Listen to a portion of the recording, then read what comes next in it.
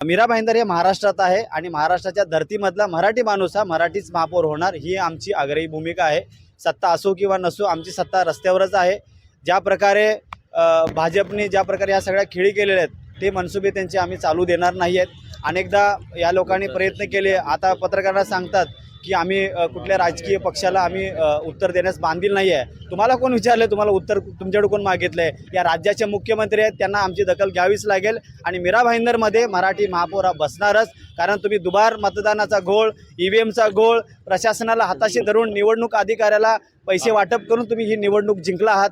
हे तुमचे मनसुबे तुम्ही पूर्ण करून घेतलात, परंतु या मीरा भाईंदर महापालिकेचा महापौर हा मराठीच असेल। जर तसं होणार नाही तर आमचे सन्माननीय नेते अविनाश दादा जाधव यांनी कालच सांगितलेलं आहे की महाराष्ट्र नवनिर्माण सेना उग्र आंदोलन करेन। या आंदोलनाला तुम्हाला सामोरं जावं लागेल। बघा, आम्ही ना लोकशाहीमध्ये सर्वांनाच अधिकार, लोकशाहीची व्याख्या माहिती आहे का?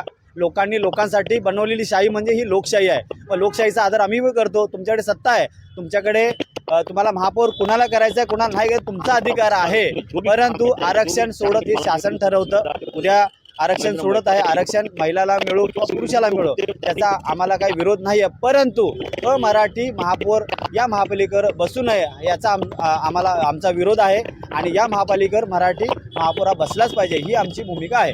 देखिए किस तरह से इन्होंने कहा है कि पालिका में, महानगर पालिका में मराठी ही महापौर बनना चाहिए, चाहे पुरुष बने चाहे महिला बने, लेकिन मराठी होना चाहिए, गैर मराठी नहीं होना चाहिए। महाराष्ट्रात मीरा भाईंदर शहर असून या ठिकाणी मराठी माणसांची संख्या जी आहे आणि मीरा भाईंदरकरांची जी इच्छा आहे की मराठी महापौर हा बसला पाहिजे, मीरा भाईंदरमध्ये मराठी माणसांचं अस्तित्व दाखवण्याचा प्रयत्न आम्ही याच्या अगोदरही केला आहे। मराठी वाद लावून ज्या पद्धतीने या 3 महिन्या अगोदर जे षडयंत्र रचलं होतं त्याला मराठी माणूस पुरून उरला होता आणि त्या पद्धतीने ज्या मराठी माणसावर अन्याय केला होता तो पूर्ण मराठी माणूस रस्त्यावर उतरून दाखवून दिलेला आहे। यामुळे पुन्हा या नरेंद्र मेहता यांनी मराठी वाद न करता मराठी माणसाला स्थान देऊन आगरी कोळ्यांचे जे शहर आहे अशा ठिकाणी मीरा भाईंदरमध्ये महानगरपालिकेत मराठी माणूस हा महापौर बसवलाच पाहिजे। देखिए किस तरह से इन्होंने कहा है कि मीरा भाईंदर में मराठी महापौर होना चाहिए, ये तो मन से उग्र आंदोलन करेगी।